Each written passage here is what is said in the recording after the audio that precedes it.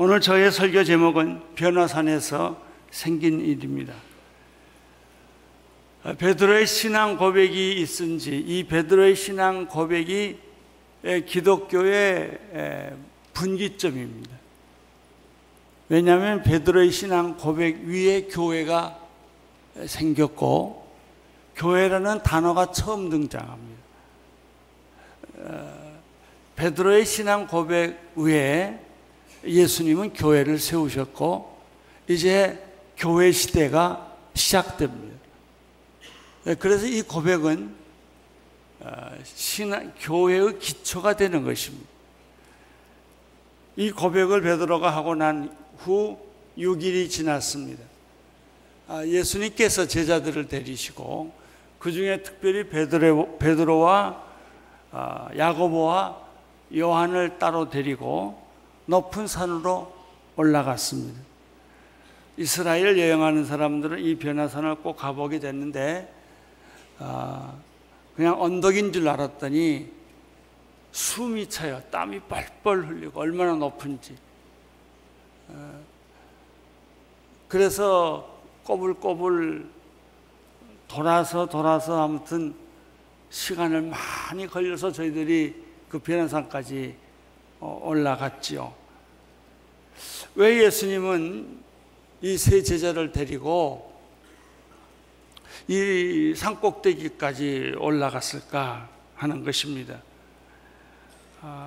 마가복음 9장 2절에 이 장면이 나옵니다. 한번 같이 읽겠습니다. 시작. 6일 후에 예수께서 베드로, 야고보, 요한만 따로 데리고 높은 산으로 올라가셨습니다. 그런데 예수께서 그들 앞에서 모습이 변하셨습니다. 예수님의 제자는 12명인데 그 중에 3명만 따로 데리고 간 걸 보면 예수님이 12제자를 다 만나는 게 아니라 그 중에 늘 가깝게 만나는 사람이 이 3사람이었던 것 같습니다. 아마 특별한 관계가 있지 않았나 추측을 합니다. 왜 이 산에 특별히 몇몇 제자들을 데리고 갔을까? 누가복음에 보면 똑같은 기사를 썼는데 기도하기 위해서 갔다 이렇게 말하고 있습니다. 그 산에 간 목적이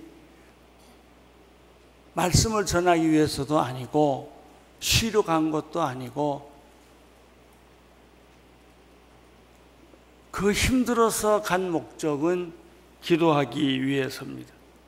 예수님과 제자들은 지금까지 핍박도 없고 평안한 상태에서 복음을 전하고 말씀을 가르쳤습니다.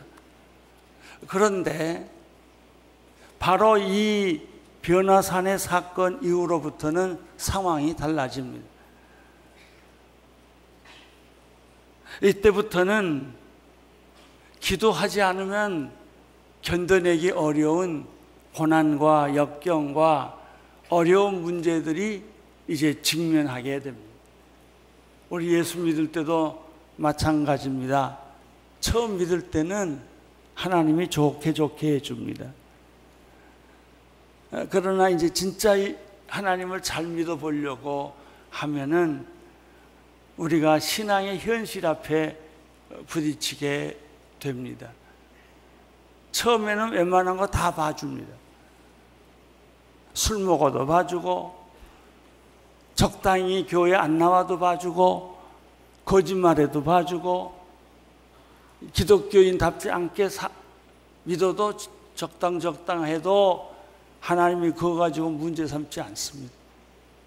그러나 여러분들이 신앙 앞에 깊이 들어오면 작은 것도 하나님이 다 간섭합니다. 연애할 때도 마찬가지죠. 처음 연애할 때는 설렁설렁하지요. 근데 이게 내 사람이다 그러면 달라져요. 작은 것까지도 전부 간섭을 하게 되지요. 기도하러 산에 올라간 이유는 바로 이 장면부터 십자가가 기다리고 있고 겟세마네 동산이 기다리고 있고 이제 고난이 기다리고 있기 때문에 이 고난을 이겨내려고 하면은 기도로 준비하지 않으면 안 되니까 이제 이 훈련을 시키는 것입니다. 누가복음 9장 29절을 보겠습니다. 시작. 예수께서는 기도하는 동안 얼굴 모습이 변하셨고 옷이 하얗게 빛났습니다.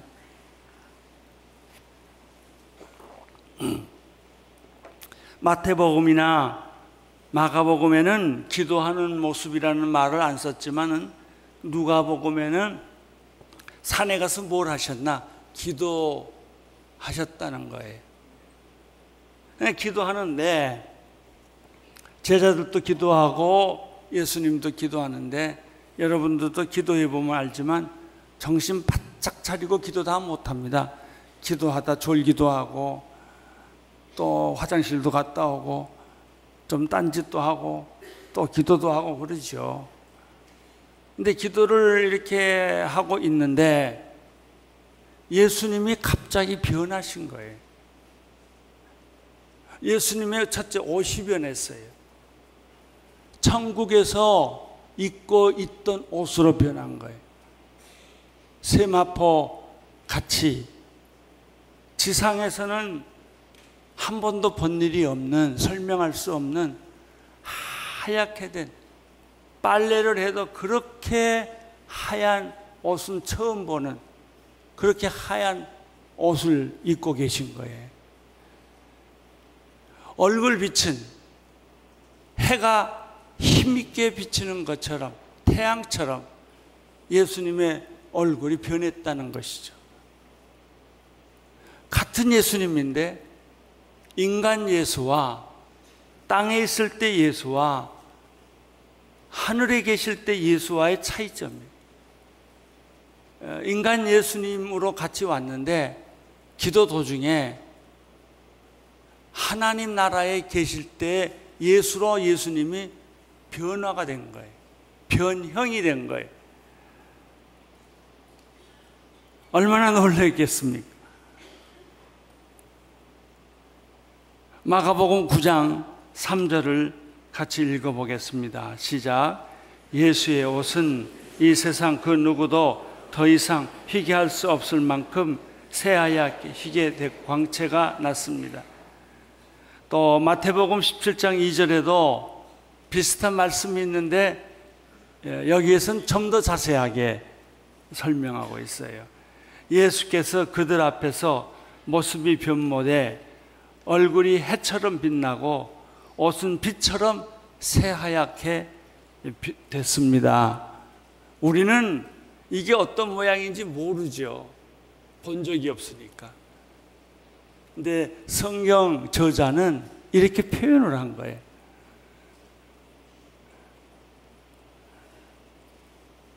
아마 이게 천국의 의상이 아니었을까 생각을 해요.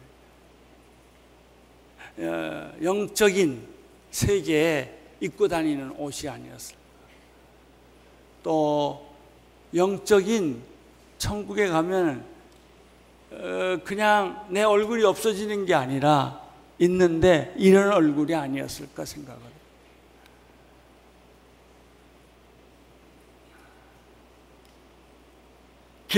요한계시록 1장 16절에는 예수님을 표현할 때 비슷한 표현을 합니다. 해가 힘있게 비추는 것 같은 예수의 얼굴. 그래서 예수님의 얼굴을 바라볼 수가 없어요. 태양을 바라보기 어렵듯이 너무나 그 빛이 강렬하게 나타나기 때문에.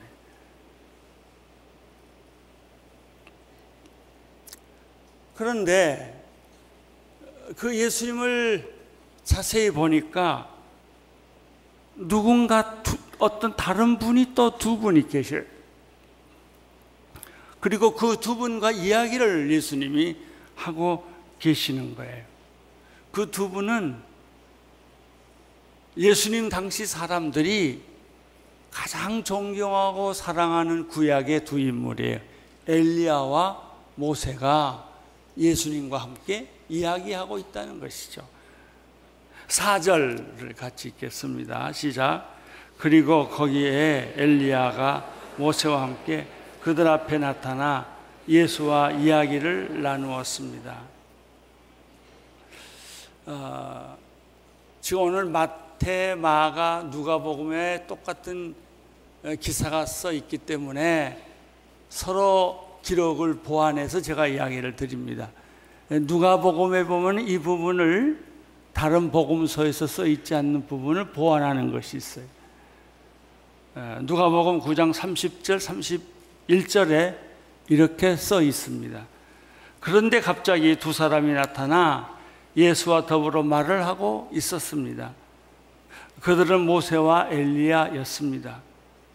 그들은 영광에 쌓여 나타나 예수께서 예루살렘에서 이루실 일, 곧 그분이 떠나가심에 대해 말하고 있었습니다.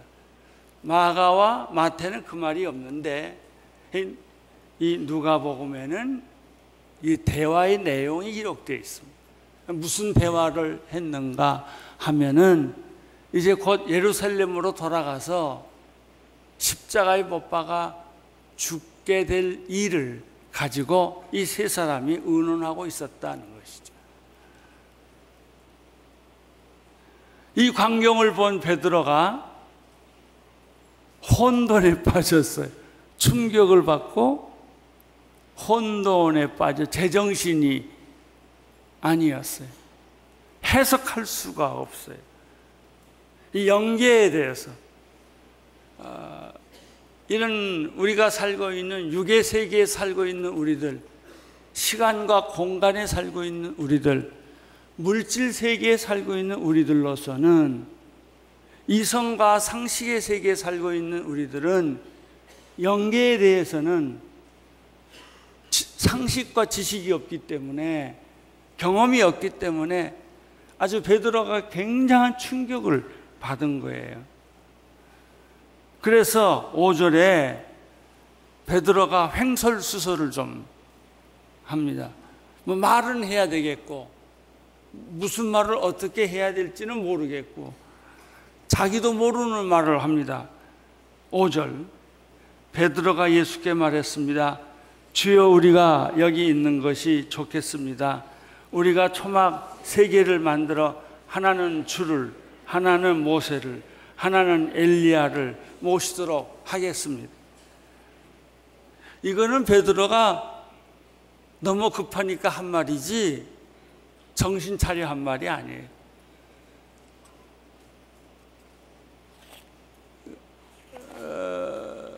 모세도 만나고 엘리야도 만나고 변화된 예수님을 만나니까 베드로가 무슨 말은 해야 되겠는데, 여기다 그러면은 집을 3채 지어서 한 채씩 모시면 어떻겠습니까?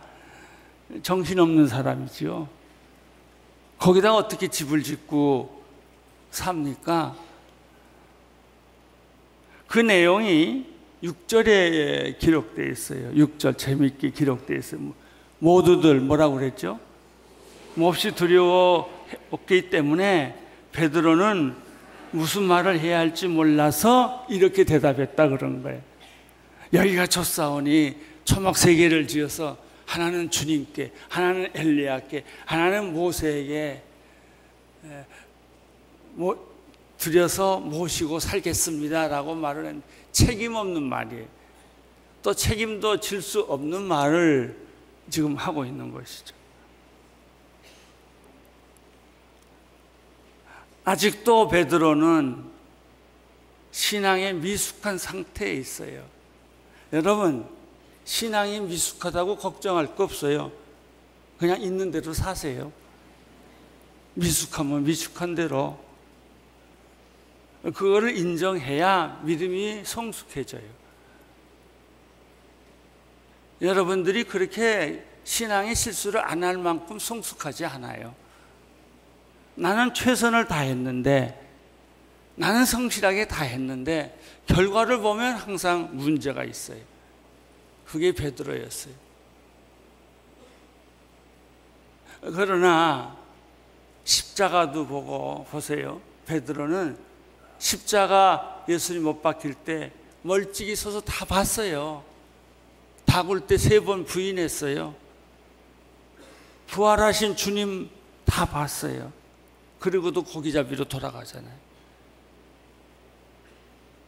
그때까지도 베드로는 영적인 성숙함이 없어요. 예수님이 부활하고 나서야 성령 받고 베드로가 그때서야 제자리에 돌아와요. 그러니까 여러분이 제자리에 돌아오려면 한참 기다려야 돼요. 그리고 그 자리까지 못 갔다고 그렇게 섭섭하게 생각하지 마시고 그냥 실수하는 채로 열심히 가요. 그러면 다 하나님이 최선의 길로 여러분을 인도하실 줄로 믿습니다. 착각하지 마세요. 지금 우리가 최선의 자리에 있지 않아요. 그런데 7절에 보니까 갑자기 구름이 나타나요. 7절 읽어주세요. 시작. 그때 구름이 나타나 그들 위에 덮더니 구름 속에서 소리가 들려왔습니다. 이는 내 사랑하는 아들이다. 그의 말을 들어라. 구름이 나타났어요. 신구약에서 구름은 하나님의 영광과 임재를 상징합니다. 예수님이 하늘로 임재할 때도 구름 가운데서 구름 타고 올라가셨습니다. 그것은 하나님의 영광과 임재를 의미합니다.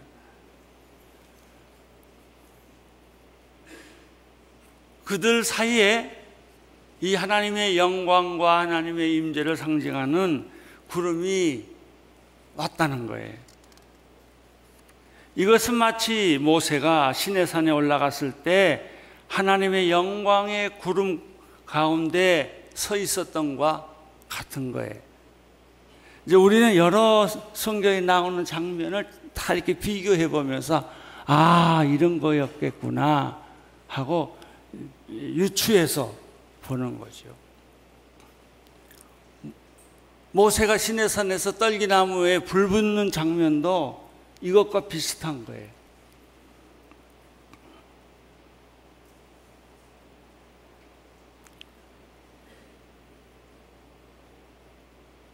출애굽기에 보면은 이스라엘 백성들이 성막을 지어요.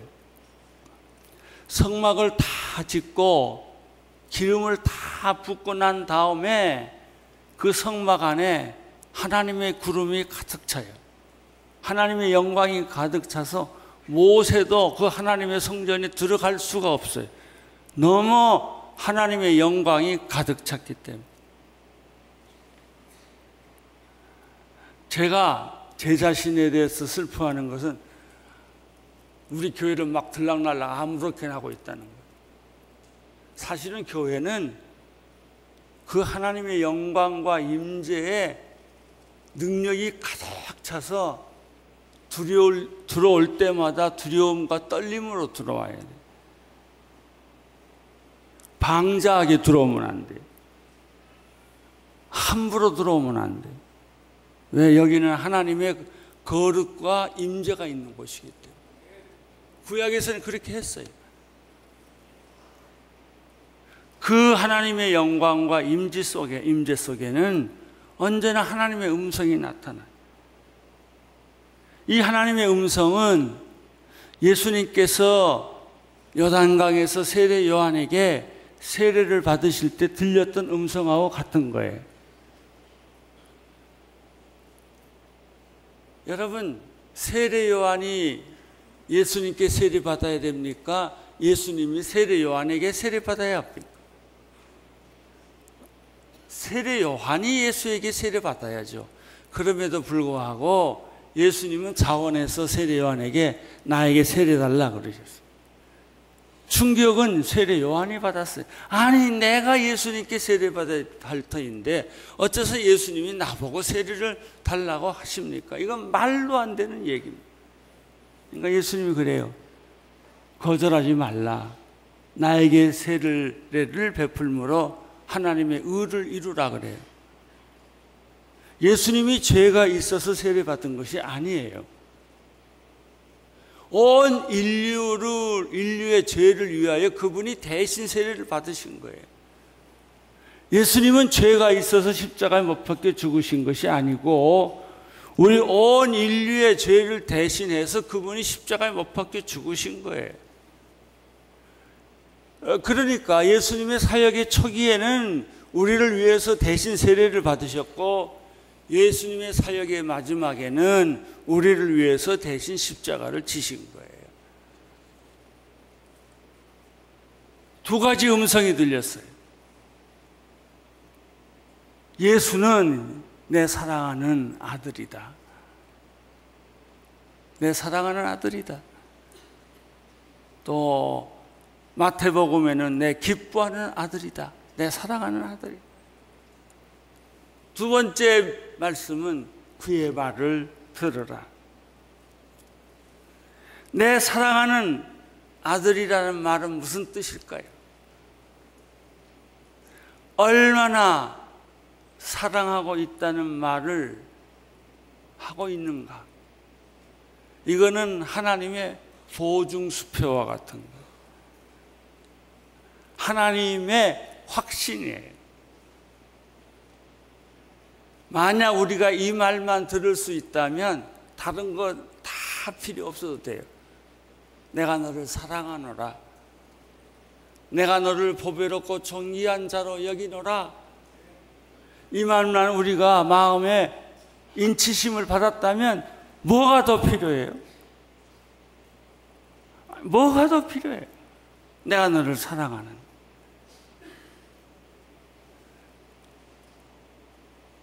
또 사람들에게 이렇게 명령합니다. 그분의 말을 들어라. 이것처럼 권위 있고 분명한 명령이 어디 있습니까? 이 두 가지 음성은 모든 사역자가 항상 가슴에 품고 살아야 할 음성입니다. 이 음성을 못 들은 사람은 사역자가 될 자격이 없어요. 하나님의 일을 못합니다. 그 많은 고난과 그 많은 어려움과 억울함을 당할 터인데 이 두 마디 못 들으면 실족해서 못합니다. 8절을 보십시오. 시작. 그 순간 그들은 주위를 살펴보았습니다. 그러나 그때는 이미 아무도 보이지 않고 오직 예수만 그들과 함께 계셨습니다.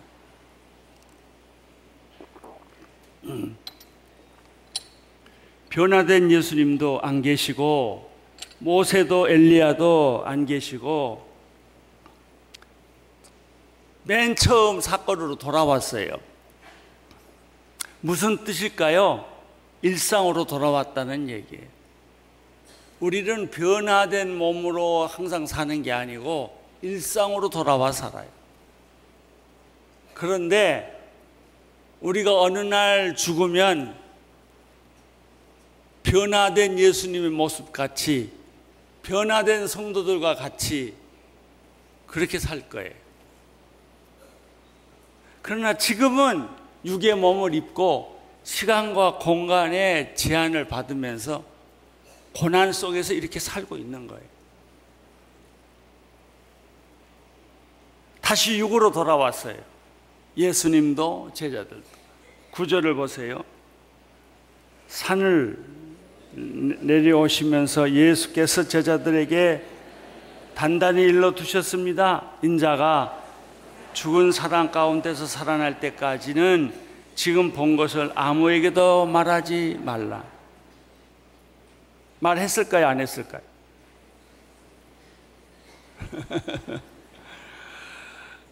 비밀이야, 비밀이야. 그러면서 했겠죠. 왜 예수님은 말하지 말라고 그랬을까요? 십자가에 못 박혀 죽으시는 구원만 가지고는 구원이 완성이 안 돼요. 부활을 해야 예수님이, 하나님이 원하시는 구원이 완성이 돼요. 근데 도중에 이거 소문을 내면, 그렇지 않아도 정치적으로 예수를 메시아로 만들려고 하고, 또 빵을 좀 얻어 먹으니까 경제 대통령 만들려고 하고, 또 혁명을 일으키려고 하니까 사람들은 예수에 대한 기대가 진정한 메시아로 보지 않고 정치적 도구로, 경제적 도구로, 정치적 도구로 이용하려는 그 세력들이 너무 광범위하게 생기기 때문에 그런 불필요한 오해를 낳지 않기 위해서 말하지 말라고 말씀한 거예요. 10절을 보십시오. 시작. 제자들은 이 일을 마음에 새겨두면서도 죽은 사람 가운데서 살아난다는 것이 무슨 뜻인지 몰라 서로 물어보았습니다. 자, 여기서 보면 제자들은 부활이란 뜻을 알았습니까? 몰랐어. 이렇게 말은 했는데도 몰랐단 말이죠. 빵을 쥐어줘도 모르고 먹여줘도 몰라요. 진리랑 가르쳐 준다고 아는 게 아니에요.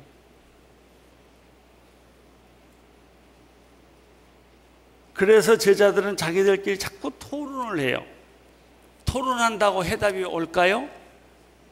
여러분, 교회에서 너무 많이 토론하지 마세요. 토론하면 싸우게 돼요.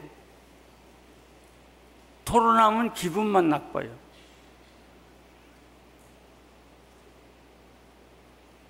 구절을 10절을 봤죠, 우리가. 제자들에게는 아직도 영적 무지가 있었어요. 그러니까 예수님이 얼마나 힘들었겠어요. 이렇게 영적으로 무지한 사람을 놓고 같이 일할래니 뭘 좀 알아들어야 십자가에서 못 박혀 죽을 때도 안심하고 죽고 부활도 안심하고 할 텐데, 참, 나는 그거 보면 예수님이 정말 믿음이 좋으세요. 이런 사람 맡겨놓고 십자가에서 죽기도 하고 부활하기도 하고, 더 놀라운 것은요, 그 사람들을 너희는 가서 모든 족속으로 제자를 삼아 아버지, 아들과 성령의 이름으로 세례를 주고 내가 너희들 믿고 맡기고 나는 간다 그랬거든요. 제자들이 안 하면 어떻게 해요? 깨닫지 못하면 어떻게 해요? 그래서 내가 너희에게 보혜사 성령을 보내준다, 그 한마디예요. 그리고 예수님은 승천하셨어요. 천만다행으로 제자들이 깨닫고 다락방에 모여서 기도했기망정이지, 그때까지는 제자들이 뭘 몰랐다고요.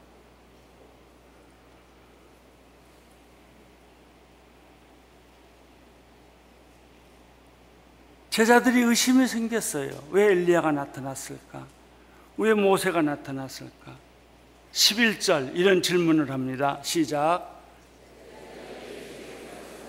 왜 율법학자들은 엘리야가 먼저 와야 한다고 말한 것입니까? 이것이 구약 학자들이 주장하는 이야기예요. 메시아가 오기 전에 엘리야가 온다는 거예요. 그때 예수님께서 이렇게 대답하십니다. 12절, 13절 시작.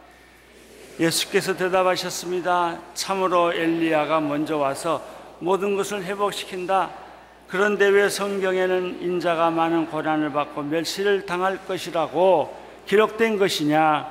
내가 너희에게 말한다. 엘리야는 이미 왔다. 그런데 사람들은 그에 대해 성경에 기록된 대로 그를 자기 마음대로 대했다. 그 엘리야는 세례 요한이었어요. 엘리야가 이미 세례 요한으로 왔죠. 근데 사람들은 세례 요한을 죽여버렸죠. 단칼에 목을 베어 죽여버렸죠. 메시아는 이 땅에 와서 십자가의 고난을 받는다라는 얘기를 예수님이 또 하셔요.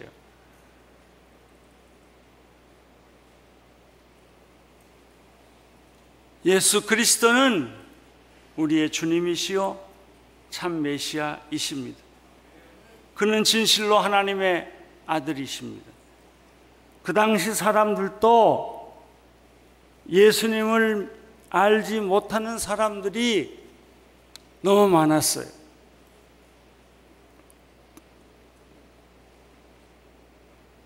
그런데 이상하게 창녀처럼 살았던 수가성의 여인은 학식도 없고 조롱과 천대를 받았던 이 여인은 메시아를 알아봤어요.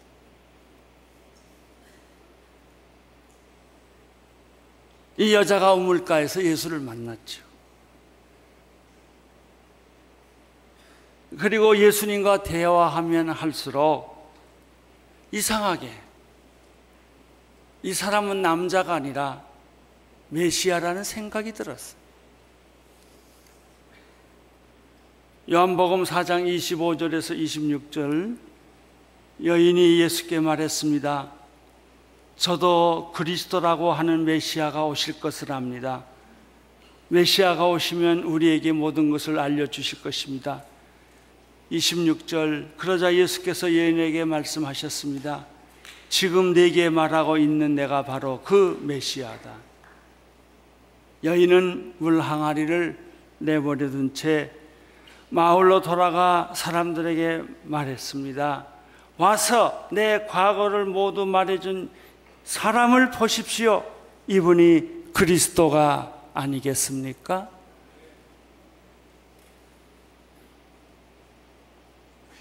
요한일서 5장 1절에 보면은 누구든지 예수가 그리스도이심을 믿는 사람은 하나님에게서 난 사람이다 라는 말씀이 있습니다.